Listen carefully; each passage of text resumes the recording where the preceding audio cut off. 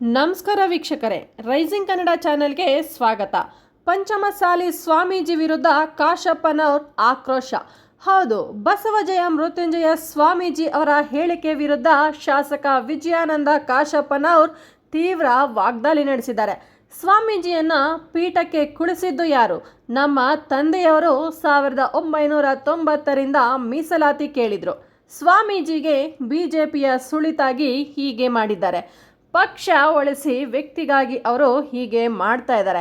ನಮ್ಮ ಸಮಾಜದ ಅಮಾಯಕರ ಮೇಲೆ ಲಾಠಿ ಚಾರ್ಜ್ ಮಾಡೋ ಹಾಗೋಯ್ತು ಅಂತ ಕಿಡಿಗಾಡಿದ್ದಾರೆ. ಕಲ್ಲು ತೂರಿದವರು ನಮ್ಮ ಸಮಾಜದವರಲ್ಲ, ಅವರು ಬಿಜೆಪಿ ಕಾರ್ಯಕರ್ತರು, RSSನವರು. ಪೊಲೀಸರ ಮೇಲೆ ಕಲ್ಲು ತೂರಲು ಪ್ರವೋಕ್ ಮಾಡಿದ್ದು ಸ್ವಾಮೀಜಿ. ಸಮಾಜವನ್ನು ಕಟ್ಟುವ ಕೆಲಸ ನಮಗೆ ಗೊತ್ತಿದೆ. ಚುನಾವಣೆಗೆ ನಾನು ಮುಂದೆಯೂ ನಿಲ್ತೇನೆ, ಗೆಲ್ತೇನೆ.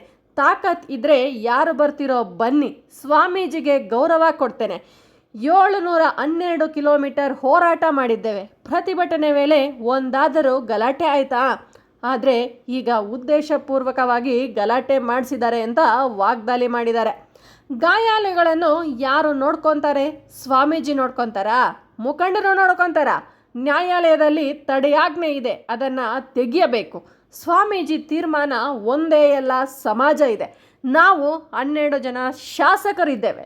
ಬಿಜೆಪಿ ಪಾರ್ಟಿಯ ವೇದಿಕೆಗೆ ಹೋಗಿ ಭಾಷಣ ಮಾಡ್ತಾರೆ. ನಾವು ಮೀಸಲಾತಿ ಕೊಡಿಸ್ತೀವಿ ಅಂತ ಹೇಳ್ತಾ ಇದ್ದಾರೆ ವೀಕ್ಷಕರೇ. ಸಂವಿಧಾನ ವಿರೋಧಿ ಆಗುತ್ತೆ ಎನ್ನುವ CM ಹೇಳಿಕೆ ವಿಚಾರವಾಗಿ ಪ್ರತಿಕ್ರಿಯಿಸಿದ ಕಾಶಪ್ಪನವ್ರು, ಸುಪ್ರೀಂ ಕೋರ್ಟ್ನಲ್ಲಿ ಪ್ರಕರಣ ಇದೆ, ಹೇಗೆ CM ಕೊಡೋಕ್ಕಾಗುತ್ತೆ? CM ಸುಗ್ರೀವಾಜ್ಞೆ ಹೊರಡಿಸಲು ಆಗಲ್ಲ. ನಾನು ಸದನದಲ್ಲಿ ಮಾತನಾಡಿದರೆ ಬಿಜೆಪಿಯವರು ಸಭಾಪತಿಗಳ ಮೇಲೆ ಹಲ್ಲೆ ಮಾಡಲು ಹೋಗಿದ್ದಾರೆ ಅಂತ ಬಿಜೆಪಿ ಶಾಸಕರ ವಿರುದ್ಧ ವಾಗ್ದಾಳಿ ನಡೆಸಿದ್ದಾರೆ. ನೀವೇನಂತೀರಾ? ನಿಮ್ಗೇನನ್ಸುತ್ತೆ ಅನ್ನೋದನ್ನು ಕಮೆಂಟ್ ಮೂಲಕ ತಿಳಿಸಿ. ವಿಡಿಯೋ ಇಷ್ಟ ಆಗಿದ್ದಲ್ಲಿ ಲೈಕ್ ಮಾಡಿ, ಶೇರ್ ಮಾಡಿ, ಕಮೆಂಟ್ ಮಾಡಿ. ಇನ್ನೂ ಯಾರೆಲ್ಲ ನಮ್ಮ ಚಾನಲನ್ನು ಸಬ್ಸ್ಕ್ರೈಬ್ ಮಾಡ್ದಿರ ನೋಡ್ತಿದ್ದೀರೋ ದಯವಿಟ್ಟು ಈ ಕೂಡಲೇ ಸಬ್ಸ್ಕ್ರೈಬ್ ಮಾಡಿ. ಧನ್ಯವಾದ.